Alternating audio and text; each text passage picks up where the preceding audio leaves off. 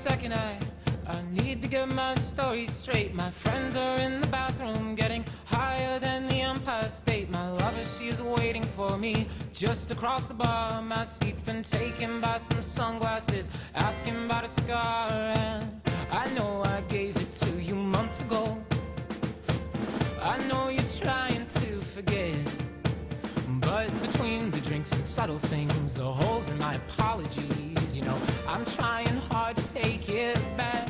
So if by the time the bar closes and you feel like falling down, I'll carry you home tonight.